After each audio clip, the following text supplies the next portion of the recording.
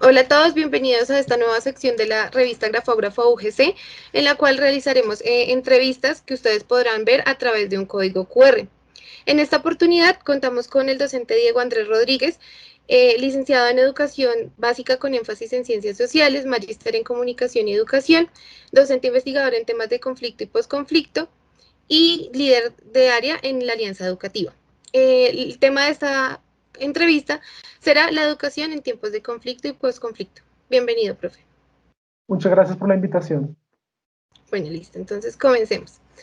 Como primera pregunta, queremos enfocarnos hacia el tema de la guerra y sabemos que este es un fenómeno que fragmenta al hombre en cuanto a individuo y sociedad. Y en este sentido queremos saber cómo es posible educar luego de la guerra, en un contexto como Colombia. Bueno, pues hay que tener en cuenta que la guerra ha estado presente desde que se inició la sociedad como hombre. El conflicto es inherente al ser humano. Entonces, ¿cómo educar luego de la guerra? Yo creo que la educación es un arma poderosa que nos permite reflexionar en torno a algo que podemos evitar. Es decir, si pudiéramos educar desde aspectos socioemocionales, desde aspectos éticos, empáticos, desde memoria histórica, desde las culturas de paz, no necesitaríamos educar luego de la guerra porque la educación nos liberaría de la guerra. Entonces, yo creo que este debería ser un antecedente para evitar ese tipo de conflictos en donde se pretende apagar un incendio fomentando un incendio mucho más grande. Listo. Bueno, teniendo en cuenta eso que tú dices, que la guerra es algo que acompaña al hombre desde toda la historia, desde el nacimiento de sí mismo. En el caso colombiano, al hablar de conflicto y posconflicto, tanto en la sociedad y en la escuela, ¿cuáles crees que son como esas falencias que se presentan en nuestro caso? ¿Y de qué manera estos procesos han atrasado el avance educativo en nuestro país? Hablar es que son como tres preguntas en una, hablar de conflicto y posconflicto y pues en relación con la educación en el país. Pues resulta que tenemos una situación bastante particular y es que gran parte de nuestra sociedad nació, creció en medio de un conflicto. Entonces, inclusive para muchas personas, pensarse en una sociedad equitativa, en paz, es ni siquiera utópico, es algo como inimaginable para ellos. Inclusive el conflicto es necesario para algunos poderes hegemónicos que han alcanzado grandes cargos en el poder a partir de este discurso de conflicto, eh, pues diciendo que lo van a acabar. Eh, Sin embargo, pues esta cultura de plomo, esta cultura bélica, está tan arraigada en la sociedad colombiana que es difícil, difícil cambiar ese chip. Es tanto por la parte de los educadores mismos como de la sociedad que está recibiendo este nuevo mensaje de paz. Yo creo que el desaprender es una de las dificultades más grandes que tiene la educación colombiana, porque no hemos podido desaprender la guerra, desaprender la violencia, desaprender el resentimiento y continuamos enseñando y recibiendo un enfoque histórico, un enfoque de enseñar la historia, en donde siempre hay un malo y hay un bueno, y no se construye una colectividad en torno a la historia. En este sentido, entonces, ¿cómo crees que podemos hablar de estos temas de conflicto, de guerra, de memoria y de procesos de construcción de paz en las comunidades que han sido directamente afectadas por la guerra? O sea, ¿es verdaderamente posible enseñar y reflexionar sobre este tema con las propias víctimas? ¿Qué se puede realizar desde allí? ¿Cómo hablar de historia y conflicto y posconflicto teniendo en cuenta la población directamente afectada? Creo que la pregunta es cómo no hacerlo, o sea, cómo no hablar de historia, de las historias, sin tener en cuenta a los protagonistas de la misma. Nosotros tenemos como dos grandes tradiciones, una eurocéntrica, otra inspirada en algunos tratados del norte del continente americano. La primera enseña la historia a través de los grandes acontecimientos, de los grandes próceres de la patria, y la segunda es una historia que incita a un nacionalismo un poco radical, un poco extremo. Entonces, gran parte de cómo se ha desarrollado la historia en Colombia específicamente ha sido un intento fallido de aplicar estas técnicas, estas tendencias históricas. Sin embargo, desde las pedagogías del sur, desde lo nuevo, desde la nueva oleada pedagógica, estamos hablando de las memorias históricas en plural, ¿sí? Y la historia no con H mayúscula de las grandes personas, sino la historia con H minúscula, que involucra a toda una serie de actores que vivieron y que en conjunto construyen lo que podemos comprender a profundidad de la historia. Es decir, si le preguntamos a un español de 1500 cómo fue el descubrimiento de América, dará una versión de la historia. Pero si podemos preguntarle a un nativo de esta época en que consistió pues, toda esta invasión de España, dará una versión diferente. Y el análisis y el balance de estas dos versiones es lo que enriquece el discurso y es lo que construye una historia más profunda, más desde los actores, que puede llegar a tener incluso unos resultados mucho más eficientes que la tradicional historia con H mayúscula. Ok, muchas gracias. Entonces, ¿crees que es posible trabajar estos temas y resaltar estas historias sin caer en la revictimización? Eh, es posible y es necesario porque, como lo mencionaba hace un momento, no podemos continuar repitiendo el discurso y replicando la educación que hemos tenido durante años. Eh, si seguimos replicando un discurso, si seguimos replicando solo una postura de la educación, no estamos educando en el sentido amplio de la palabra. Lo que estamos haciendo es un tipo de evangelización en donde le estamos diciendo a los estudiantes qué deben pensar, qué deben repetir. Pero si traemos a esta nueva metodología, este nuevo enfoque, nos brinda la posibilidad de hacer reflexiones mucho más amplias, de hacer un análisis de empatía y de reconocimiento del otro, ¿sí? De reconocimiento del otro a través de sí mismo. Es decir, sabemos que todos de una u otra forma hemos vivido el conflicto, hemos vivido la guerra, pero replicarla y estancarnos en ella no trae ninguna solución. Aprender de la misma y hacer lo posible para construir unas pedagogías de la paz y no replicarla, no volverla a hacer, eso es un avance grandísimo en la educación para la paz. Ok.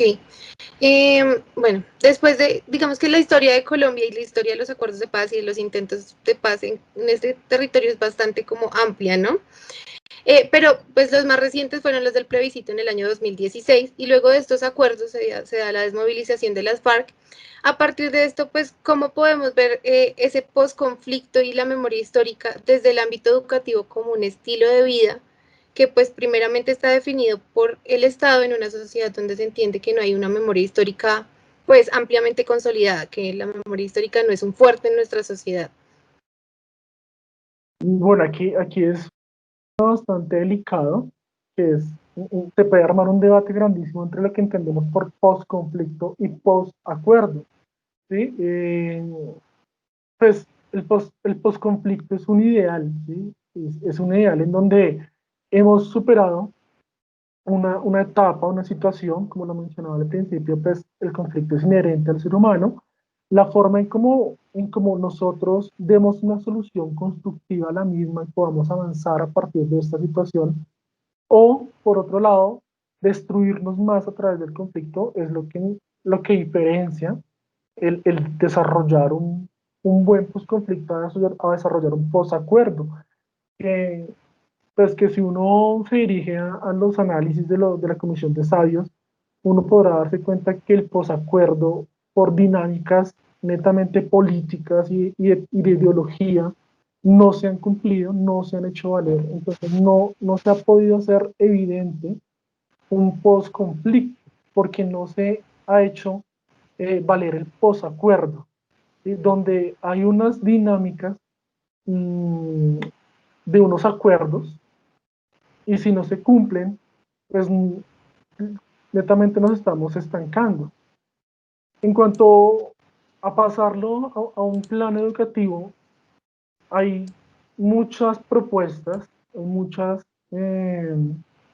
proyectos que se están haciendo desde lo micro, que diferentes docentes comprometidos con todo este rollo de la paz y de las culturas de paz y las personas de paz han hecho.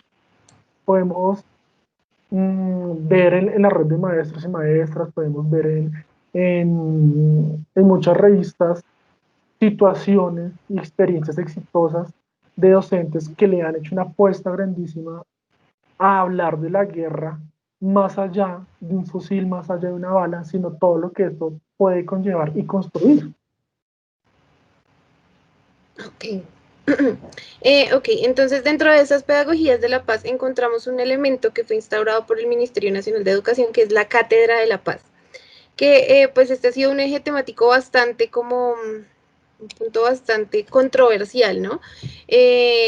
Pero pues desde tu experiencia, desde tus estudios, ¿consideras que este ha sido un eje bien abordado dentro de las aulas colombianas que pues es útil o sí, cuál es tu visión frente a este elemento de la Cátedra de la Paz desde la visión del Ministerio Nacional de Educación?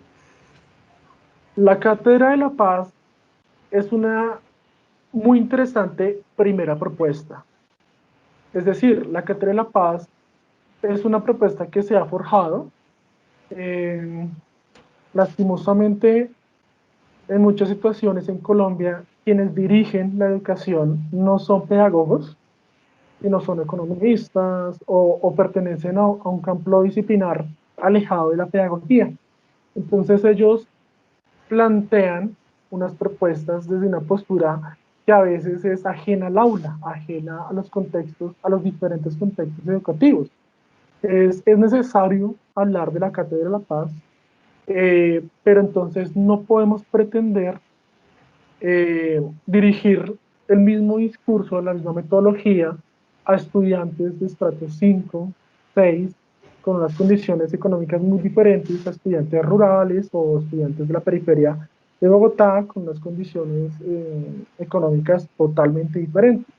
Sí es necesario y es un deber de la educación hablar de esto, pero entonces pretender encasillar a toda una gran sociedad tan variada en un solo lineamiento es un error completamente. Y es un error no actualizarlo.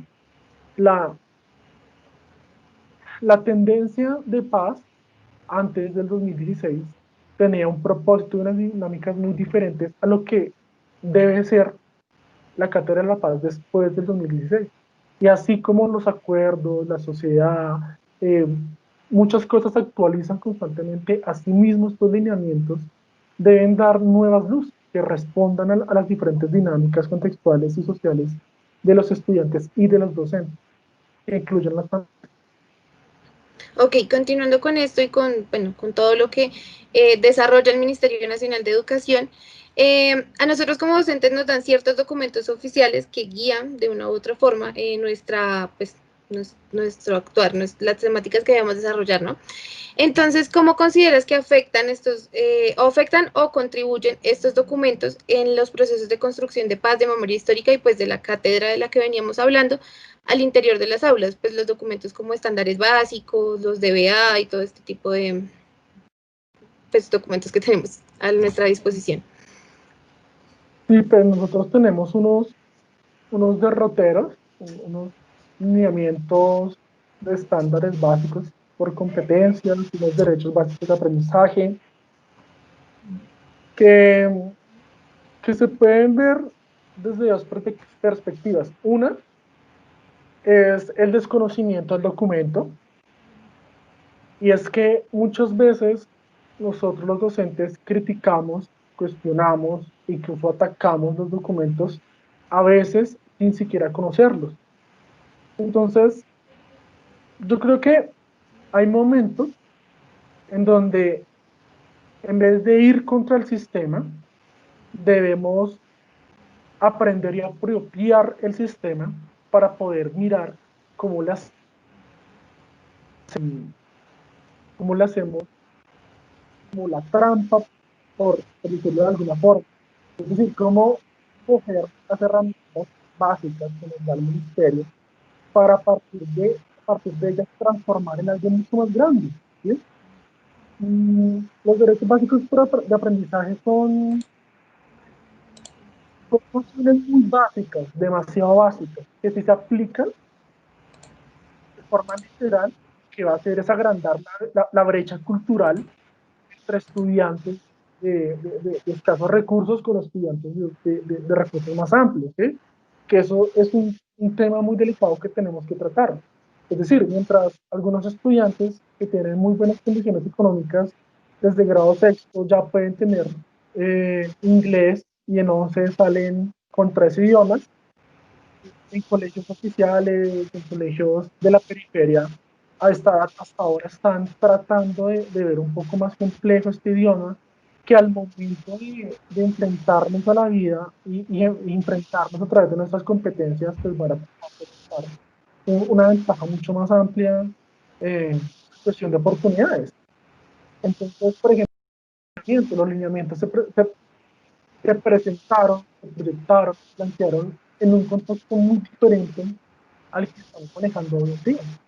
Si nosotros manejamos los estándares básicos al pie de la letra, dejaremos por fuera procesos como el conflicto, como el posacuerdo, dejaremos por fuera todo lo que son las historias históricas, las cuestiones de paz, que, es, que, que si nos regimos netamente el documento, pues no permite eh, arriesgarnos a otras cosas, que lastimosamente también es un factor que depende del compromiso del docente y de la lectura que haga el docente de su población, de su comunidad, y de la entrega en la que este docente haga para vincular más allá de los estudiantes a su aula.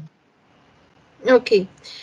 Desde este compromiso del docente del que estabas hablando y desde estos esfuerzos del docente por enseñar, ¿cómo consideras que es posible hacer uso de todo este tipo de pedagogías alternas en este ejercicio de educación y de reeducación en temas de pues, guerra, conflicto, de construcción inclusive? Pues yo creo que la opción es una continuación, reeducación, es decir, estar actualizándose constantemente. El docente,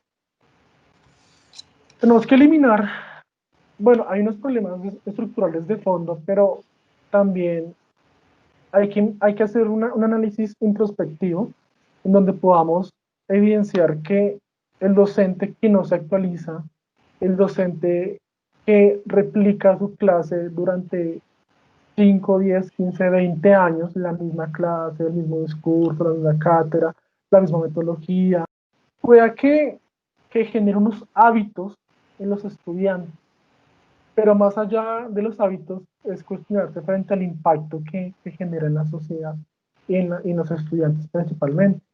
No podemos seguir haciendo la educación de hace 1 o 2 décadas, tenemos que actualizarnos. Ok. Bueno, a partir de todo lo que hemos venido hablando y ya como para ir cerrando un poco, pues es entendible que no para todos los contextos podemos desarrollar un mismo currículo y que como docentes no podemos plantearlo, ¿no?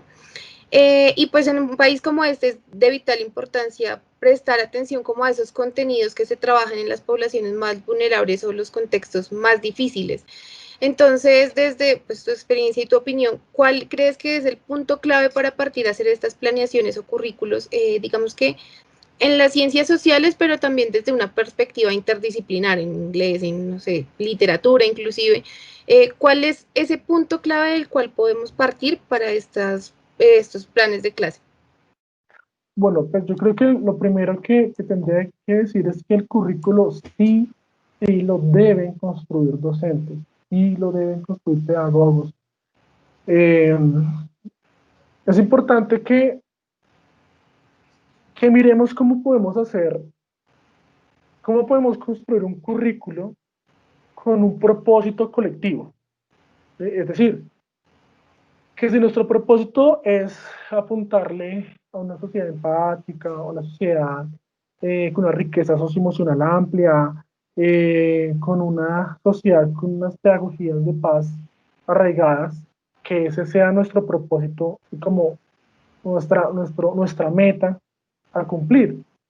Y que ya la forma como lo construyamos responda a contextos situados.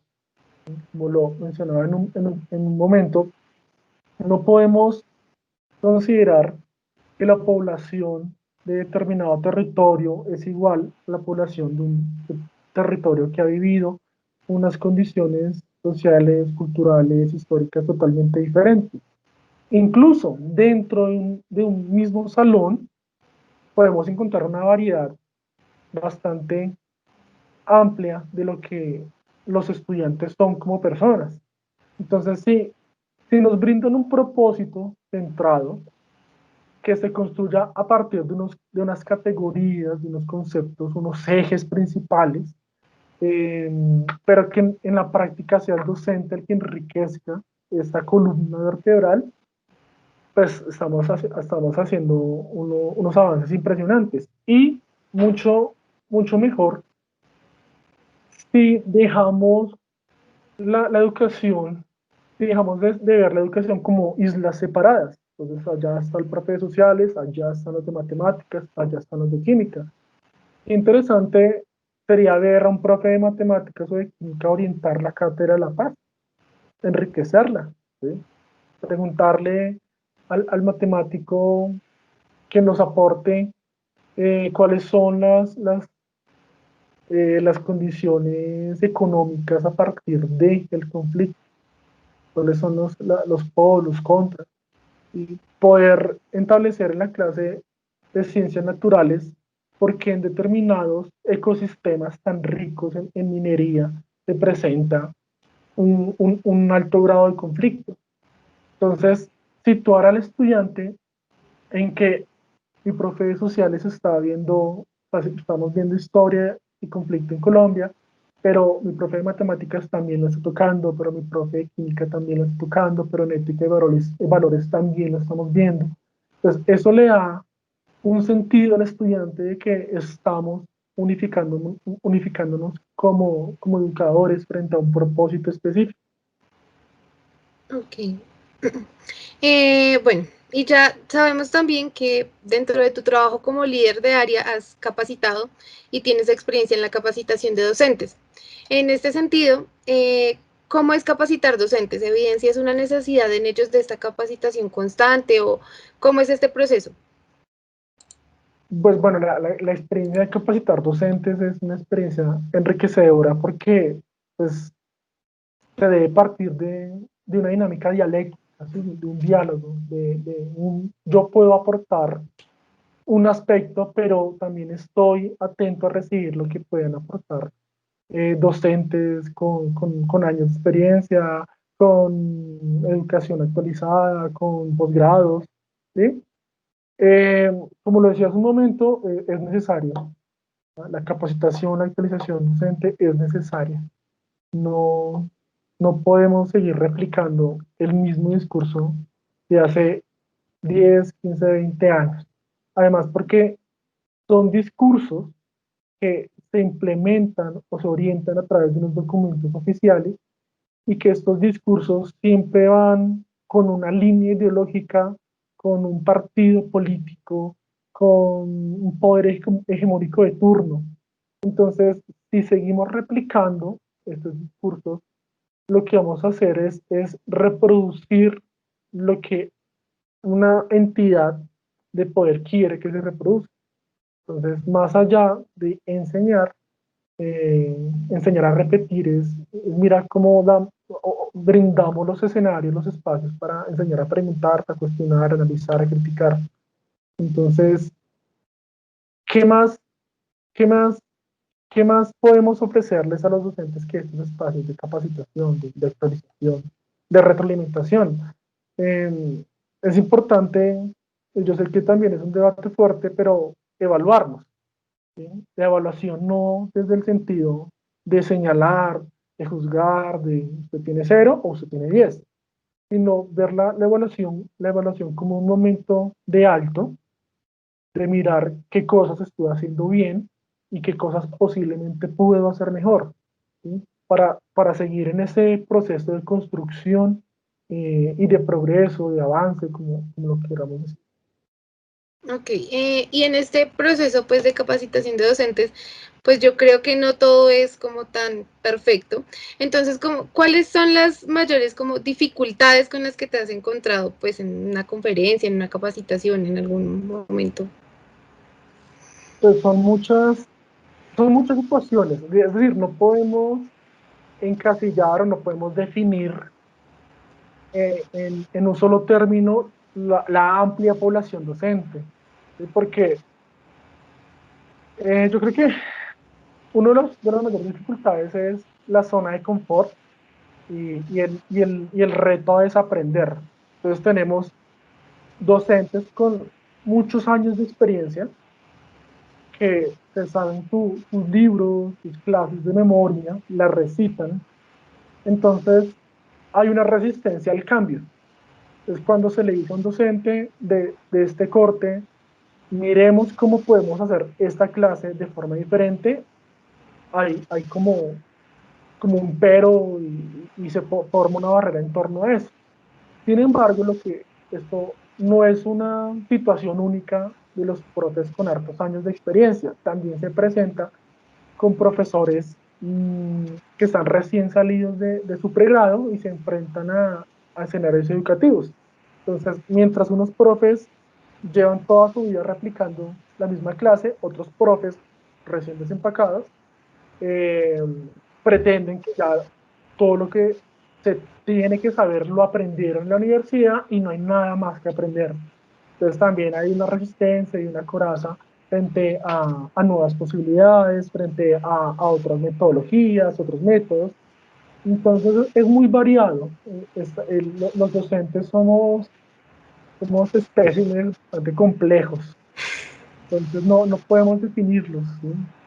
Porque también encontramos profes de una edad avanzada que son una esponja completa. Entonces, todo lo que puedan aprender, todo lo que puedan escuchar de nuevo y cómo lo pueden aplicar. Y también tenemos jóvenes, profes jóvenes, que son dinámicos, que son llenos de energía, entonces la misma energía la transmiten a los estudiantes. Entonces, eso ya es más personal y subjetivo y es parte como de la esencia de cada docente, de la actitud que tengan frente a recibir una crítica o recibir un elogio. Ok, ahora sí ya para ir cerrando, ¿cuál es, digamos que ya esta es una pregunta más a modo personal, más desde tu experiencia, desde tu formación como profesor, desde tu trabajo como líder, desde lo que puedes, tus lecturas, lo que puedes observar del contexto colombiano, y es como, ¿cuáles crees que son los mayores retos de la educación hoy en Colombia y Latinoamérica?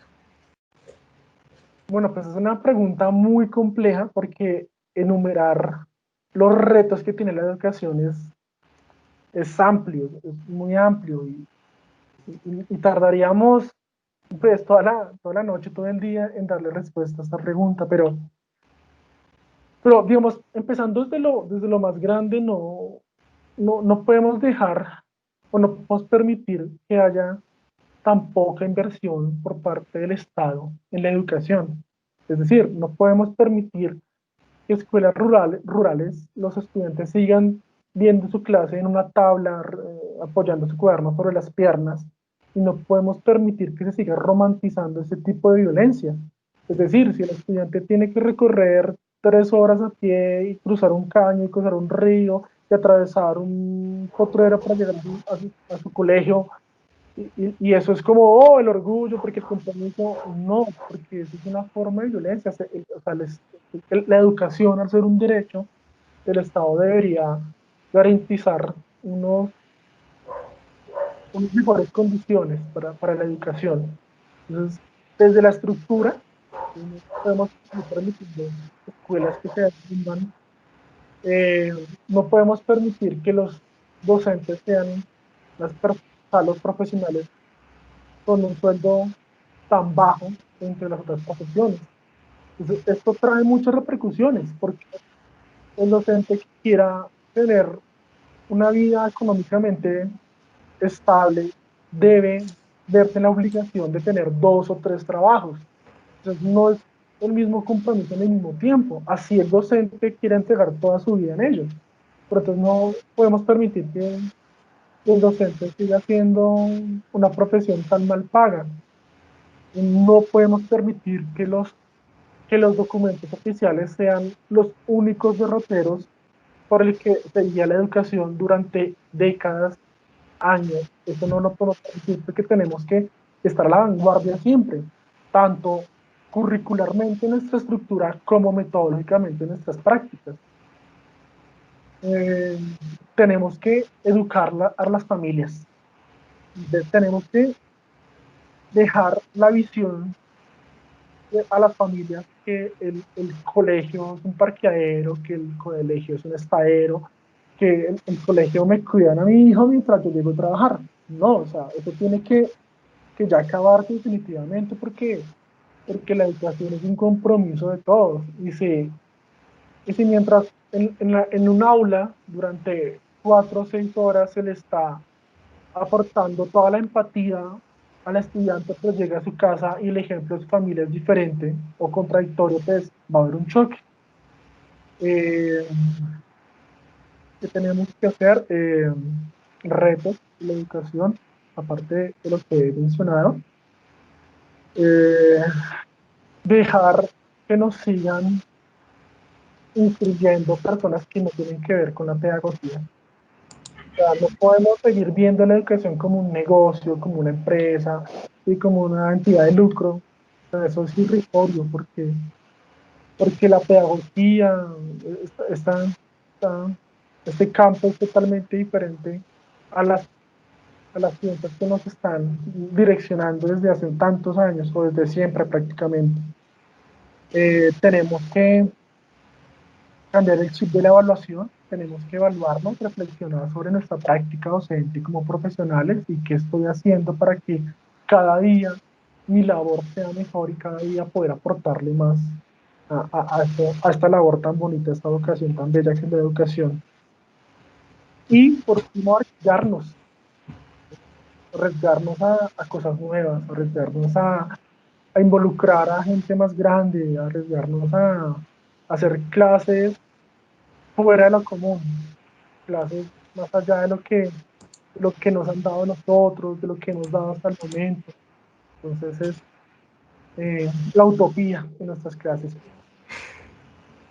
Listo. Y hablando un poco de esa utopía y de esos retos que tenemos, ¿qué consejo tú le darías a quienes actualmente se encuentran formándose como docentes o a esos estudiantes que tenemos que tienen de pronto la esperanza de algún día llegar a ser docentes y muchas veces nosotros mismos desde las aulas coartamos esas esperanzas porque como tú lo mencionabas, es una profesión muy mal paga, porque es muy mal agradecida, porque no sé qué.